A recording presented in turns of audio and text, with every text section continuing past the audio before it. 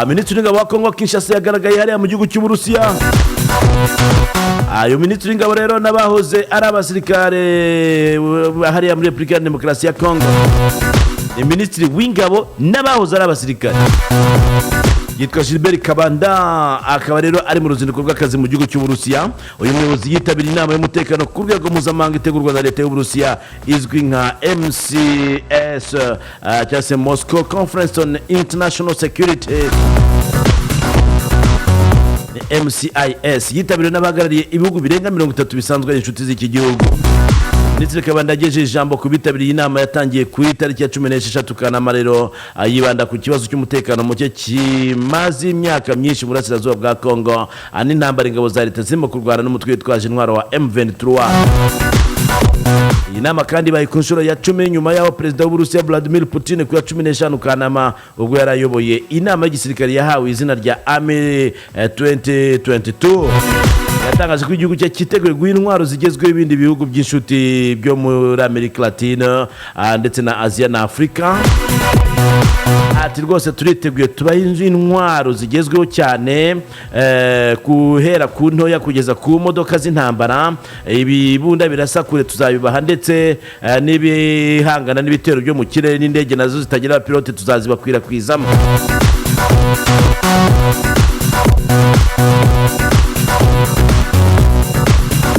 Agora minisitiri w'ingabo wa Kongo nawe akaba ari muri iyo nama aho yagiye gusobanura ikibazo bafite. Hagati y'Uburusiya bwamuritse kajugujugu itagira umudereva ishobora kumara amasaha 7 mu kirere. Ikigo cyo mu Burusiya gikora kajugujugu kikaba ari ishami ry'ikigo cya leta cyitwa Rostec Corporation cyamuritse kajugujugu itagira umudereva yiswe Bas 750 muri kagurisha mpuzamahanga rya 8 ry'ibikoresho bya gisirikari ryo muri uyu mwaka wa 2022 rizwi nka International Military Technical Forum. Ni itumanaho rishobora kugera mu birometero 150. Ibasi 150 ikaba ishobora kwikorera ibiro bigera kuri 200 kandi ishobora kuguruka ku butumburuke bwa metero 3500. Ikaba yamara mu kirere amasaha 7. Ikiga cyayo cy'amavuta ngo ikoresha gishobora kujyamo litiro 175. Hano kubasi by'amadrone ngo ni nini ugereranije na drone ya Bas 200 isanzwe ikoreshwa mu gutwara ibicuruzwa ahantu ngo hagiye hagoranye cyane. Ijyanye no gukoreshwa mu rugamba rero ngo abakoze iyi drone ngo ntacyo bavuga, bityo ngo ikaba ishobora kutazakoreshwa mu ntambara yo muri Ukraine ngo nubwo isize irangi risa n'imyambaro ya gisirikari.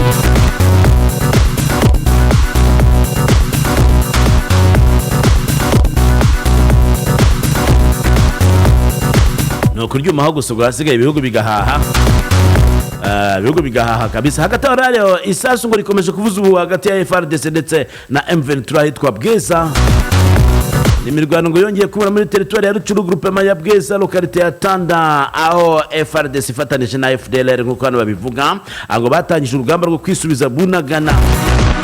Ikimakuru Rwanda Tribune nicyo cyanditse inkuru kivuga ko umwe mu banyamakuru yitwa Pastor James Sakara yari yarasabye abayoboke we ko bamuboha bakamushyira mu mva ari muzima. Ibyo aba bashatse kubyanga rero abavati ntago twabikora, ariko uyu pastor abizeza ko kimwe na Yezu Kristo azagaruka muri iyi si y'abazima ku munsi wa 3 w'ishingurwa rye. Ibyo ngo yabikoze ashingiye ku kwizera kwe n'ishyaka ngo yagiriye umurimo w'Imana. Abavati ngewe mu mbohe neza mu mpambiranye hanyuma munshiremo rero batajya kubyanga, aravuga ati mubikore vuba. James Sakara wiganye Yezu rero ntabwo yigeze agaruka avuye ikuzimu ku munsi wa 3 nkuko yari yabyijeje, kuko kuva icyo gihe nta muntu wigeze ongera kumuca iryera. Polisi ya Zambia iri guhiga abayoboke be bamufashe gukora iyi mihango itangaje. Benshi barahunze nyuma yo kumenya ko abari gushakishwa, ariko abandi bantu bavuga ko uru rubanza rwihishemo ibindi bikorwa, bityo ko bagomba kubikwepa kugira ngo batajya kuburana ibintu batazi. Dore turakuburanira ako rero abantu baramutabye.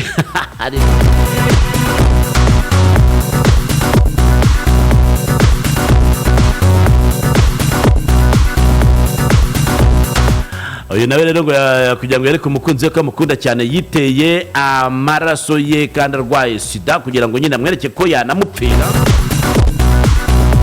N'umukobwa w'imyaka 15 ngo yiteye amaraso y'umukunzi we wanduye virusi itera sida ku bushake kugira ngo amwereke ko amukunda birenze.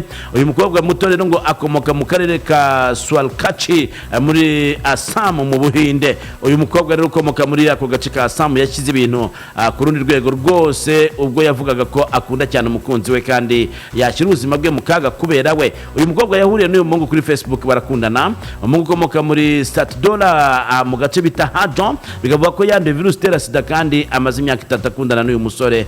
Nta gishobora kubatandukanya nk'uko umukobwa yabivuze. Yavuze kandi ko ngo yatorokanye n'uyu muhungu inshuro 3 kandi azi neza ko afite virusi itera sida. Umukobwa rero yahisemo kunywa amaraso ye kabisa kuko yagiteye mu mubiri we. Aravuga ati kambikwereke ko ngewe ngukunda kandi byasa.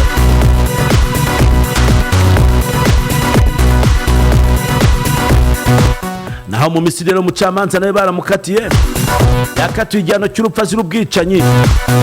Wa kabiri rero tariki 16 kana mu rukiko rwo mu Misiri rwakatiwe umucamanza igihano cy'urupfu azira kwica umugore we nk'uko ubucamanza bwabitangaje mu rubanza rwa gatatu rukomeye rw'iyicwa ry'abagore muri kiriya gihugu muri aya mezi abirashize. Urukiko mpanabyaha rwemeje kohereza umucamanza wishe umunyamakuru kazi kuri televiziyo witwa Shaima Gamal ndetse na mugenzi we bafatanije icyaha kuri mufti mukuru wa Misiri. Niho bamuhereje rero nk'uko bisanzwe mu manza zitangirwamo igihano cy'urupfu bamuhereza kwa mufti ni utangaza ati wicwa. Ubushake bwatangaje mu kwezi gushize ko umukozi w'umucamanza uvugwa Ayman Hagage yashinjwaga ubwicanyi bwateguwe bw'umugore we afatanije n'umucuruzi witwa Hussein Al-Garabil. Umurambo wa Gamiri wari wabonetse mu nyubako yitaruye muri Kamena nyuma y'ibyumweru 3 umugabo we amenyeshe ko yaburi birengero. Hanyuma y'amakuru yatanzwe na Garabli wari wemeye uruhare rwe muri icyo cyaha. Amushyire mufti rero atangaza ko agomba kwicwa.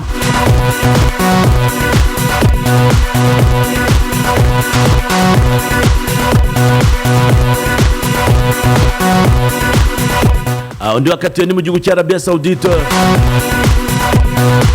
Uyu yakatiwe gufungwa imyaka 34 kubera gukoresha Twitter. Urukiko rwo muri Arabia Saudite rwakatiwe witwa Salma Al-Shahab gufunga imyaka 34 nyuma yo kumuhamya icyaha cyo kugira konti ku rubuga rwa Twitter ndetse no kuyikoresha ashyigikira ibitekerezo by'abatavuga rumwe n'ubuyobozi bw'iki gihugu. Amakuru yashyizwe hanze n'ikinyamakuru The Guardian avuga ko uyu mugore w'abana babiri ku ikubitiro yakatiwe gufunga imyaka 3 nyuma yo guhamwa n'icyaha cyo gukoresha internet mu kwangisha abaturage igihugu gushyigikira imigambi igamije guhungabanya umutekano w'igihugu. Nyuma y'ubushinjacyaha bwaje kujurira iki gihano ndetse kuwa mbere rero w'iki cyumweru uyu mugore ahabwa igihano cyo gufungwa imyaka 34 yose. Akaba agomba kuyimufunga rero. Mukanya turakira ubutumwa hanyuma tuze gukomeza nyuma yabwo.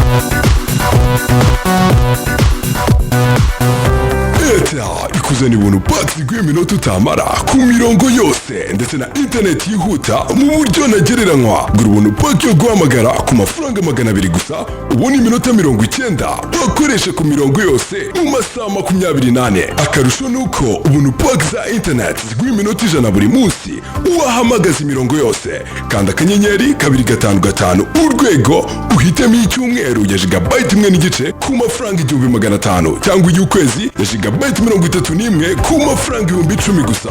Airtel, umurongo wa telefoni zigezweho. Radio 1 Press Review.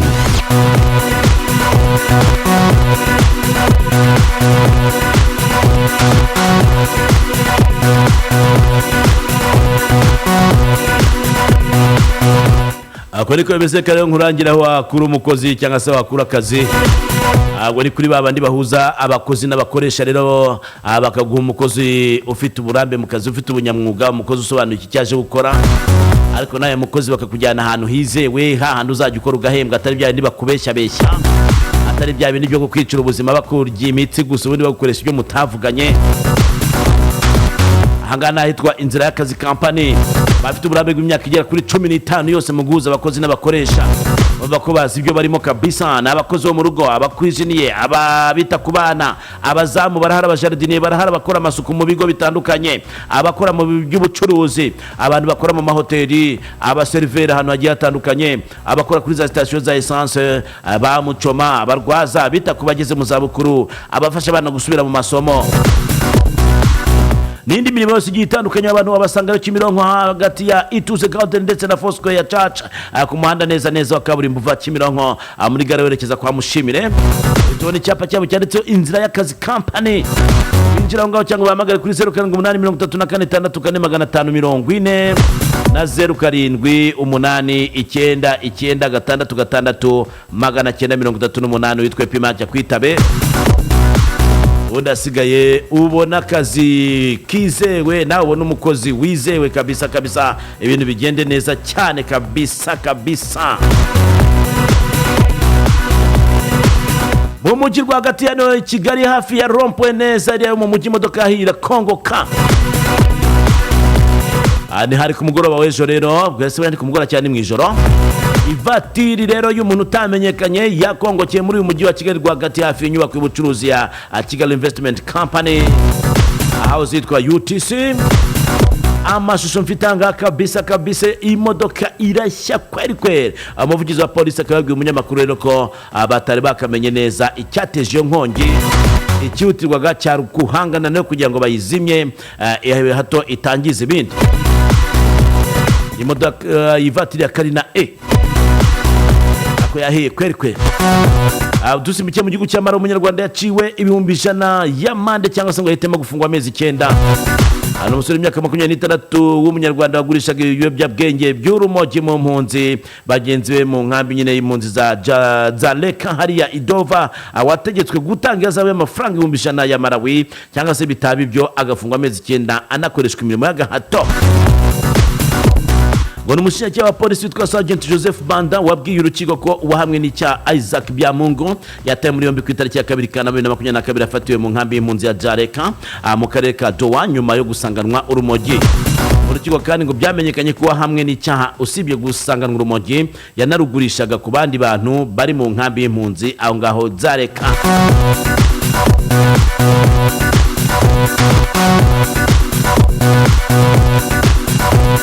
Tugarutse ni Kigali,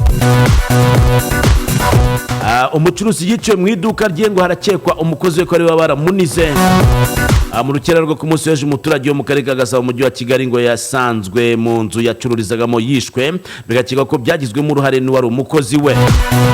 Ubugizi bwa nabi bwabaye ngo mu ijoro mu mudugudu wa Binunga akagari ka Murama umurenge wa Kinyinya. Baramakuru avuga ko umugabo yacururizaga iduka ngo rito ririmo icyayi, amata, amandazi ndetse n'ibindi bintu. Bakaba barasanze yapfuye, bigakeka ko umukozi we ari we wabaramwishe. Umuturage witwa Sebakara utuye muri groupe ya Bweza yabwiye iki kinyamakuru ko ingabo za leta FARDC zifatanije na FDLR ndetse na Maimai Nyatura ngo hashize iminsi 2 zishaka kwisubiza Bunagana, mu gihe ingabo za M23 nazo zirwana zishaka gufata ahitwa Kabindi. Umuturage kandi avuga ko mu gihe agace ka Kabindi kafatwa ngo byashyira mu kaga abaturage baturiye umujyi wa Goma ndetse na Rucuru, kuko byaha amahirwe M23 gufunga umuhanda wa Goma Rucuru. Kugeza ubwo inkuru yandikwaga ngo ntabwo hari akamenyekanye abamaze kugwa muri iyi mirwano, gusa hari amakuru y'ikinyamakuru cyamenye ko mu mirwano yo ku munsi w'ejo bundi rero ku mugoroba hari abaturage 3 igisasu cyahitanye.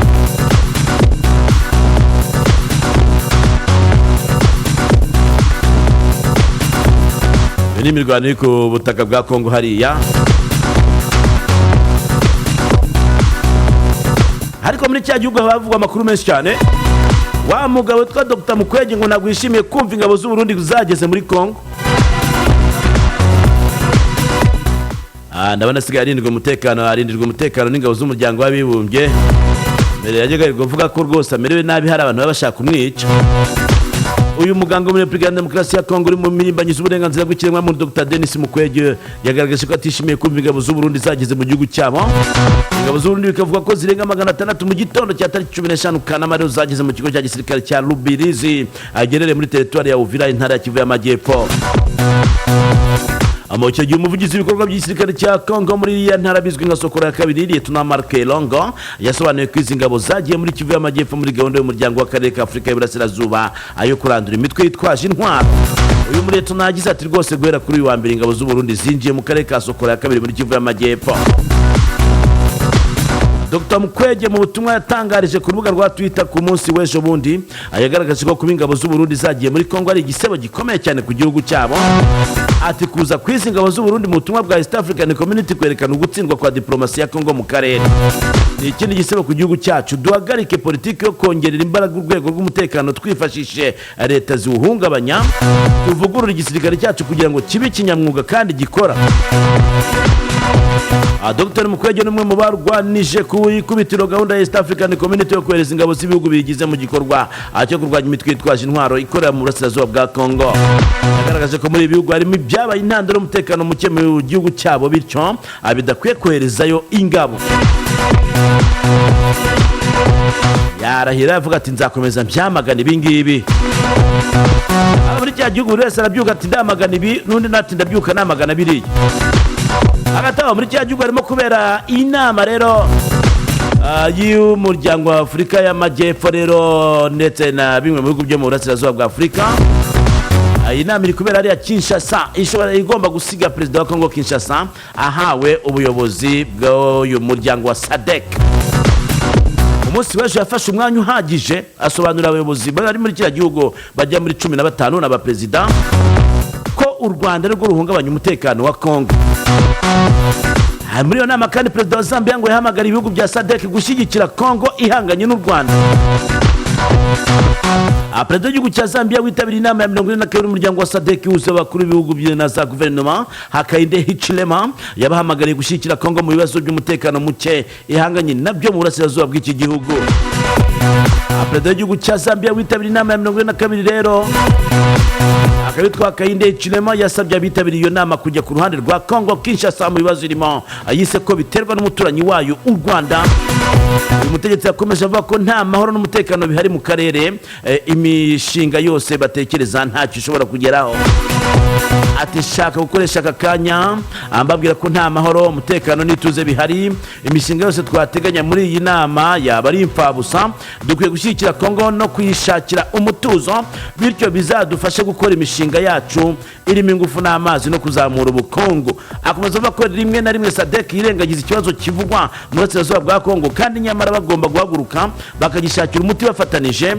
Byabizeza ko ibyo bakora biba birimo neza ntawe uhejwe. Akurusha 42 inama yiga ku iterambere ry'ubukungu ry'ibihugu bya Afurika yo hagati n'iy'Amajyepfo iyo SADC yateraniye i Kinshasa ikaba yahaye inshingano perezida Tshisekedi kuyiyobora mu gihe cy'umwaka umwe utaha nk'uko hano umunyamakuru yabyanditse. Umwaka ukurikiye iyo nama nyine baza kumva ariya magambo ya Hachilema rero.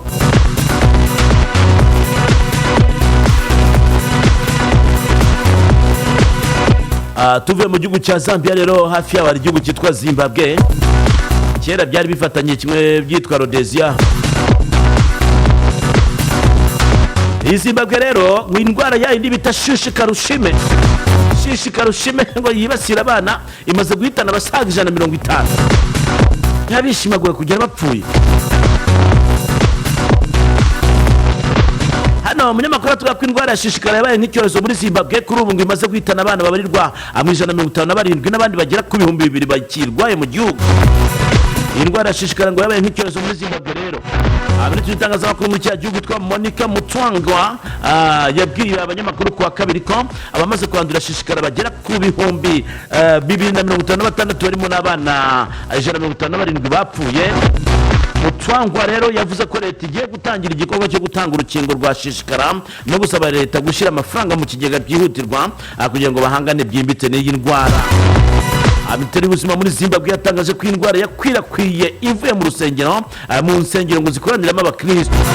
Mu kwezi kwa kane ishyirahamwe mpuzamahanga n'umuryango mpuzamahanga wita ku buzima ishami ry'umuryango w'abibumbye ryita ku buzima OMS abanyamakuru yanditse ngo ni ishyirahamwe tu n'umuryango ry'umuryango w'abibumbye ryita ku buzima OMS ryavuze ko Afurika iri mu bihe indwara zikingirwa ziyongereye kubera gutinda kuzikingira abana. OMS yavuze kandi ko abana bandura shishikara biyongereye kugera ku kigero cya 400% kuri uyu mugabane wa Afurika.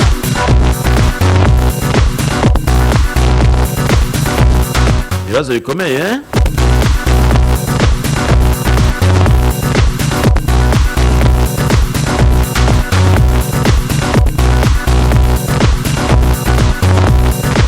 aya ni amakuru yagiye asohoka mu bitangazamakuru bitandukanye. Rero nanjye icyo nkora ndi gucishamo amaso kugira ngo tugende tureba byinshi byagiye bivugwa n'uburyo inkuru bagiye bazitondeka nyine bagiye bazikurikiranya.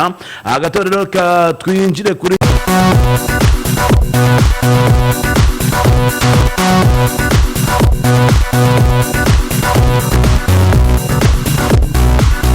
aya makuru twasoreza kuri raporo ngaruka munsi ya Minisiteri y'Ubuzima. Rero yandi tubwira ko covid bihagaze bigendeye ku bipimo biba byara bifashwe ku munsi w'ejo hapimwa abantu 2896 basangamo abantu batatu bafite covid-19 nta numwe winjiye mu bitaro nta n'uwo cyahitanye ku munsi w'ejo ako ari batatu bose bakomoka mu mujyi wa Kigali. Rero nkuko tubibona muri iyi raporo